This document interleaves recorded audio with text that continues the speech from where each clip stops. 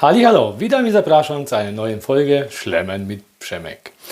Wir befinden uns mitten in einer Spargelsaison und deswegen machen wir heute Spargel, so wie ich es mache. Und mein Lieblingsspargel mit neuen Kartoffeln, die habe ich schon gewaschen, die packen wir gleich ins Wasser.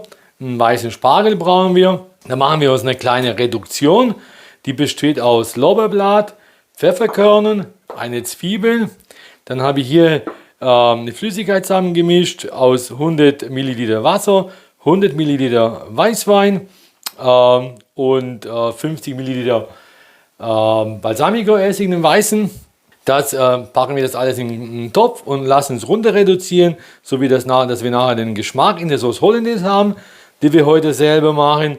Für die Sauce Hollandaise brauchen wir dann 3 Eier, Salz, 250 Gramm Butter und die Reduktion, die dann fertig ist am Ende. Und dazu mache ich dann heute für mich einen Schinken.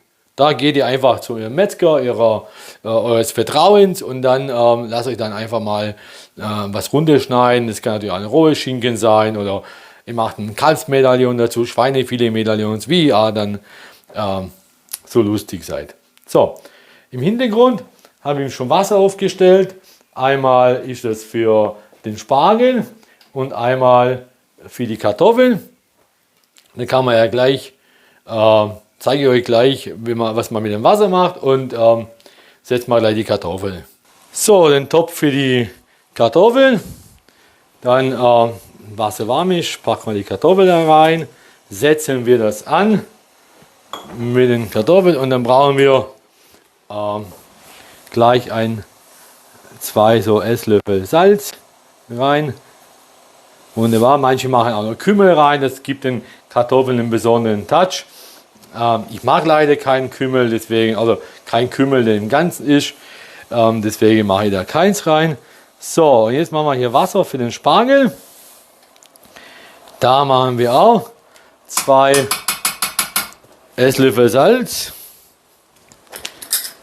dann 2 Esslöffel Zucker, ja, das ist wichtig, Zucker, Salz und dann einfach halbe Zitrone ins Wasser und hoppala, jetzt habe ich da gesehen, da ist ja noch das Bio-Zertifikat ist ja noch dran, das muss man jetzt nicht reinmachen. So, die Zitrone rein und das lassen wir so vor sich hinköcheln und in der Zwischenzeit zeige ich euch, wie man den Spargel schält. Für den Spargel brauche ich tatsächlich einen Kartoffelschäler und ein Handtuch. Warum Handtuch? Zeige ich euch. Also zu meiner Zeit, wo ich noch in der Ausbildung war, gab es ja noch keine Spargelschälmaschinen, wie das heute in besonderen Läden auch vorzufinden ist. Ja? Das heißt, in der Spargelsaison habe ich quasi Millionen von Spargel geschält. Ja? Und warum ich jetzt ein Handtuch nehme? Erstens, wenn ich nachher abrutsche, dass mich nicht irgendwo hier weh tue. Zweitens, dass die Flüssigkeit, die der Spargel hat, finde ich, die ist so klebrig und so unangenehm auf der Haut. Ja, das wären aber die 2 Gründe. So, dann lege ich den Spargel einfach so in die Hand rein. Spargelschäler oder Kartoffelschäler nehmen. Ungefähr so weit vom Kopf weg, also so gute 5 cm. Das oben brauchen wir gar nicht schälen, das ist wunderbar zart. Was wir schälen müssen, ist der untere Teil vom Spargel. Setzen wir einfach an und einfach wie beim Kartoffelschälen einfach den Kartoffelschäler runterziehen und dabei immer den Spargel drehen. Man kann ja hier gut bestimmt erkennen, hier ist schon geschält, der glänzt ein bisschen und hier ist der ein bisschen matt. So erkennt man das dann immer, wie weit man dann gekommen ist oder wo man ist, gerade beim Schälen. Ja. Einfach drehen und schälen. So, und da sieht man dann, wenn es schön feucht ist und glänzt, dann ist die ganze Schale runter. Und das machen wir dann mit dem anderen auch. Einfach oben ansetzen, nach unten ziehen und dann ist der Spargel dann rucki zucki geschält. Man kann natürlich aber auch schon einen geschälten kaufen. Da bricht natürlich keinen der Zacken aus der Krone. Und dann ist der Spargel wunderbar. Was man natürlich für Vorteil hat, wenn man jetzt den Spargel hier hat, ja, sind ja die Reste, die dann übrig sind, weil wir natürlich hier von dem Spargel die Enden auch abschneiden müssen.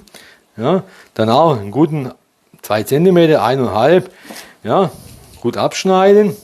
Dann ist der Spargel hier, oh, hier ist ja runtergehagelt. Ja, das ist ja verrückt, der gute Spargel. So, einmal nicht aufgepasst. So, dann alle so abschneiden. Und was man natürlich hier am Ende von der Prozedur hat, sind ja die abgeschnittenen Spargelenden plus die Schale. Und was macht man daraus? Daraus kann man nämlich eine leckere Suppe noch kochen. Ja, wenn man jetzt den Spargel dann für den Spargel schon gekocht hat, da bleibt uns die Flüssigkeit, dann einfach die Spargelschale und die Spargelreste einfach wieder in den Topf, in die gleiche Flüssigkeit rein. Und was haben wir heute gelernt? Reduzieren. Wenn man dann den Spargel, die Wasserflüssigkeit, ja, auch runter reduziert auf die Hälfte, was man hat, ja, und dann ein bisschen Sahne dazu, dann hat man auch eine wunderbare Spargelsuppe und die ein bisschen noch abbinden mit Mehl, Schwitze oder irgendwas und dann lecker, gibt es auch mal am Sonntag. So, der Spargel ist fertig und den packen wir jetzt ins Wasser. Für die Sauce Hollandaise brauchen wir noch eine Reduktion und die Reduktion besteht aus 15 Pfefferkörnern, einem Lorbeerblatt, eine Schalotte, die kann man in Würfel schneiden oder in Streifen schneiden. Und hier habe ich schon vorbereitet 100 Milliliter Wasser, 100 Milliliter Weißwein und 50 Milliliter weißen Balsamico-Essig. Und das Ganze zeige ich euch, wie das dann weitergeht. Da kommt in den Topf ein bisschen Öl rein und dann die Zwiebel. Die schwitzen wir ein bisschen an.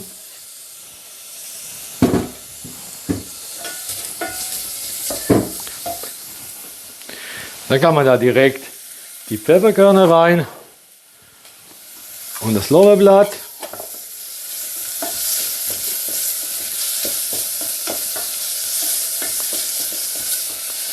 So, ein bisschen anschwitzen und dann kommt ja die Flüssigkeit da rein. So, und dann stellen wir das Ganze ein bisschen runter und lassen bis auf die Hälfte, bis zu 3/4 runter reduzieren. Das heißt, so lange kochen lassen, bis die Flüssigkeit verkocht, der Geschmack aus der Zwiebel, Lorbeerblatt und den Pfefferkörnern in der Flüssigkeit ist. Und das dauert ungefähr 15 Minuten. Einfach vor sich hin köcheln lassen, bis zur Hälfte runter reduzieren. Yeah, clap your hands, say it together.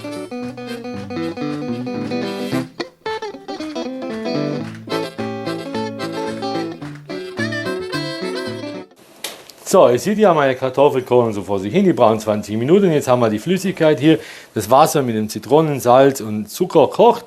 So, und dann einen Spargel rein. Es gibt natürlich auch irgendwie hier Spargelkopf-Kochtöpfe, die dann so längst sind und so. Ob man das braucht, da muss jeder selber entscheiden. Ich packe das einfach in so einen großen Topf und das braucht jetzt 15 Minuten. Diese Zeitangaben sind immer so ein bisschen gefährlich, weil wenn der Spargel ein bisschen dicker ist oder dünner und ihr dann einen dünnen Spargel 20 Minuten kocht, dann ist er verkocht. Den dicken in 10 Minuten wird er nicht durch sein. Ich zeige euch nachher, wie man das testet, ob der Spargel gut ist. Und dann lassen wir aber definitiv auf alle Fälle erstmal 10 Minuten kochen. Hier hinten ist unsere Reduktion. Die ist dann jetzt eingekocht, also auf mindestens die Hälfte. Ja? Und die brauchen wir gleich für unsere Sauce Hollandaise. So, jetzt geht's los mit der Sauce Hollandaise. Ich habe das schon mal erzählt, ich bin auch so ein bisschen faul beim Kochen. Und ich habe überhaupt keinen Bock auf Abwaschen, deswegen versuche ich dann immer die Sachen so ein bisschen miteinander zu verbinden. Und da ich jetzt aus der Butter eine flüssige Butter haben muss oder bräuchte, stelle ich einfach die Butter in den Topf, wo die Kartoffeln köcheln. Ja? Und da passiert gar nichts. Und da schmilzt die Butter vor sich hin. So. Und jetzt brauchen wir 3 Eigelb. 3 Eigelb brauchen wir. So, und dann, ich habe So, ich habe euch auch schon mal gezeigt, mein Hashtag, ja, Eier trennen. Keine Plastikflaschen, keine sonstige Sachen, sondern dazu braucht man nur ein Ei, eine Schüssel und eine saubere Hand. Ja, hier, wunderbar, Eigelb von Eiweiß getrennt. Ja, super. Also, jeder, der irgendwelche Flaschen aufschneidet oder sonstige Sachen macht, vergiss es einfach. Ja, Hand waschen und dann das Eigelb einfach zärtlich rausholen. Das Eigelb trennen. Wunderbar. Und das alles dreimal in die gleiche Schüssel rein. Ja. So, und den Vorteil habt ihr zum Beispiel, manche Eier, ja, es gibt ja auch faul, wenn man jetzt natürlich aber irgendwo auf einem Bauernhof kauft oder so, sind ziemlich frisch, aber manchmal ist auch so, dass in dem Ei was drin ist und wenn ihr das dann getrennt macht, ja, in eine Schüssel aufschlägt, da habt ihr auf alle Fälle eine Sicherheit, dass ihr dann immer einen schönen, sauberen Eigelb, das schöne, saubere Eigelb drin habt. Ja? So, und das gleiche im Anschluss wieder Hände waschen und das Problem Eier trennen ist erledigt. So, meine Butter, die wird ja langsam flüssig, Spargel kocht, das kann man runterdrehen. So, zu diesen 3 Eiern brauchen wir jetzt die Reduktion. Dann nehmen wir so ein Teesieb, ja, also einen ganz feinen Sieb hier. Und dann einfach die Flüssigkeit in den Sieb zu den Eiern rein. Ja, den Rest lassen wir so. Wunderbar. Und das kann man dann jetzt entsorgen. So, und jetzt geht es weiter. Ich stelle noch schnell noch einen Topf mit Wasser auf und gleich geht es weiter. So, wie ihr seht, die Butter ist jetzt perfekt. Ja, flüssig. Am besten nehmt ihr euch mal so eine Sauciere oder irgendwas, wo man ganz vorsichtig und zart und langsam die Butter danach in das Ei tröpfeln lassen kann. Dann kommen die 3 Eigelber mit der Reduktion und wir fangen an zu schlagen. Nehmt euren Schneebesen, am besten das groß ist und viel Luft runterschlagen kann. Ja, das ist wichtig. Ja, durch die Luft, die wir dann haben, wird das dann jetzt schön schaumig. Jetzt haben wir ein bisschen wenig Licht, glaube ich. Gell, ja. Gucken wir mal, dass wir ein bisschen Licht. So, jetzt hoffe ich, ihr seht das ein bisschen besser mit der Licht. Noch ein bisschen Licht vielleicht ein bisschen näher ran machen.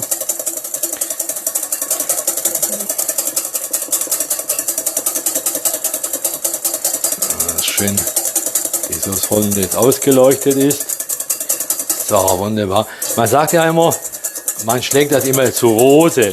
Zu Rose bedeutet, das ist ja dann so leicht cremig. Ja? Ich kann euch mal zeigen, warum das nachher heißt, zu Rose schlagen, woher das kommt. Ja, das Wasser muss man aufpassen.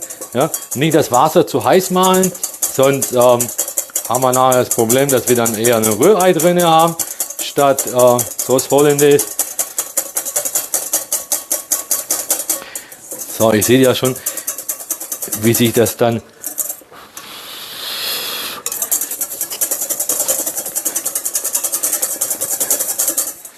da brauchen wir auch ein bisschen Geduld.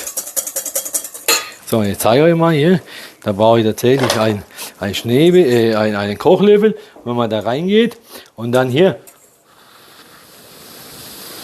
so drauf pustet, dann bildet sich so eine Rose, so ähnlich wie eine Rose. Ja, und wenn das so ist, dann ist dann die Soße richtig aufgeschlagen, dann ist sie dann quasi zu Rose aufgeschlagen. So, jetzt haben wir das hier gemacht. Das sieht ja von der Konsistenz gut aus. So, wichtig ist jetzt, dass man am Anfang nicht die ganze Butter reinmacht, sondern immer so tröpfchenweise. Ja. Dann brauchen wir am Anfang tatsächlich ein bisschen Geduld, was das Ganze betrifft, weil das Ei muss jetzt natürlich die Butter binden. Ja? Und wenn man natürlich jetzt alles auf einmal reinschauen würde, dann schafft das ja gar nicht. Da kann ich gar nicht so schnell schlagen, wie sich dann die Butter mit dem Ei vermengt. So, jetzt lasse ich das gedreht. Seht ihr nichts? So, also man kann jetzt 3-mal in der Woche ins Training gehen und einmal so das Hollandaise aufschlagen. Da hat man ja auch Bizeps dann Training.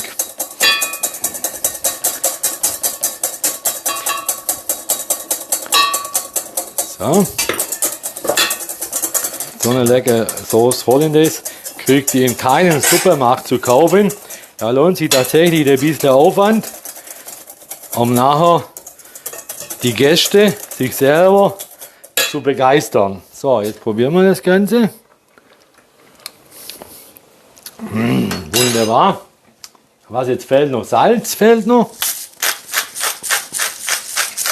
Die Säure, die kommt richtig gut rüber, das Butterige. So, jetzt brauchen wir noch Salz. Und dann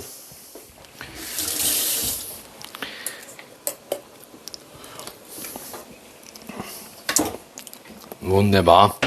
Da kann man dann ein bisschen Salz. Dann kann man das jetzt auf die Seite stellen. So, das müsst ihr natürlich gucken nach Geschmack. Jeder selber, wie er haben will. So, die warme Soße auf die Seite stellen. Dann können wir mal schauen, wie der Spargel so ist. Da brauchen wir ein Brett. So, und dann holen wir einen von den Spargel raus. Einfach aufs Brett legen und dann einfach durchstechen. Und wenn Sie das leicht durchstechen lässt, dann ist der Spargel perfekt. Und zum Schluss testen wir nochmal. Oh. Leute, wunderbar. Kartoffeln. Guck mal her. Auch gar. Wunderbar. So, jetzt machen wir Folgendes. Ich mache mir auch noch ein bisschen Butter in die Pfanne und brate die Kartoffel kurz an. Das heißt, ich hole sie jetzt kurz raus hier zum Abdampfen. In der Zwischenzeit hole ich mir gleich die Pfanne. So, wichtig ist, dass sie ein bisschen ausdampfen. Nicht, dass sie dann so nass in die Pfanne reinkommen. So, Pfanne, ein bisschen anmachen. Ein bisschen Bratöl oder Butaris oder wie ihr wollt. Nicht normale Butter nehmen, die dann so schnell verbrennt. Das wäre jetzt nicht so schön. So, und dann einfach die halbieren, die Kartoffeln. Dann in die Pfanne rein. So, wunderbar. Sind jetzt heiß, aufpassen. Aber mein Küchenchef hat früher gesagt, Przemek, wenn ich heiß anfassen kann, kann auch nicht heiß lieben. Also bei mir ist so ungefähr 120 Grad, kann ich anfassen, wenn euch das interessiert.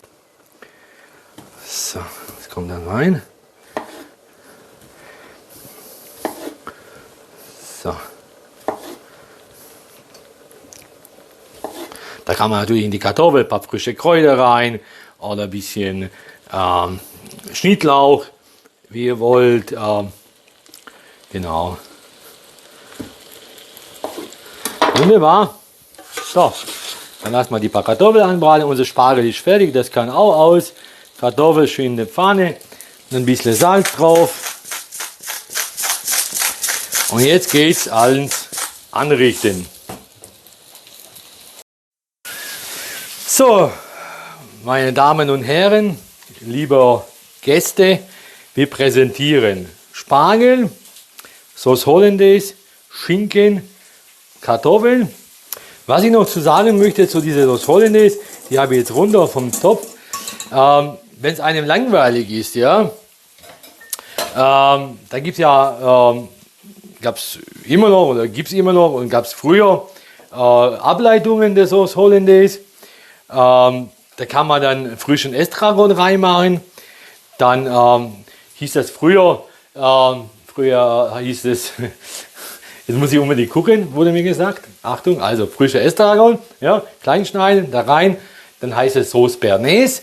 Ja. Man könnte aber da auch einen halben Löffel Tomatenmark reinmachen. Ja. Da heißt es dann die Sauce Choron.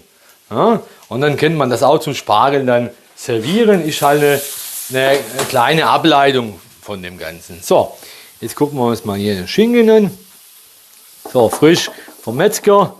Das kann man dann einfach mal so schön zusammenlegen an den Rand. Ja, wunderbar. Dann kommt der Spargel dazu. Ja, je nach Hunger 5 Scheiben oder 5 Stück. So, wunderbar. Und dann, ihr seht ja, die schönen Kartoffeln, die habe ich so ein bisschen jetzt angebraten, dass sie ein bisschen Farbe haben. Wenn ihr mal Lust habt, dann einfach noch ein bisschen Schnittlauch rein, wie ich gesagt habe, oder ein paar Kräuter. So, und dann kommt da die schöne Sauce Hollandaise oben drauf. So, jetzt habe ich gekleckert. So, jetzt sind wir fertig. Spargel mit frischen Kochschinken und neuen Kartoffeln mit selbstgemachter Sauce Hollandaise. Ich wünsche euch viel Spaß beim Nachkochen. Ich hoffe, ihr habt Spaß beim Video gucken. Schreibt einfach was drunter. Daumen hoch, wenn euch es gefallen hat. Empfehlt mich weiter. Ja, und in diesem Sinne, guten Appetit und viel Spaß beim Nachkochen.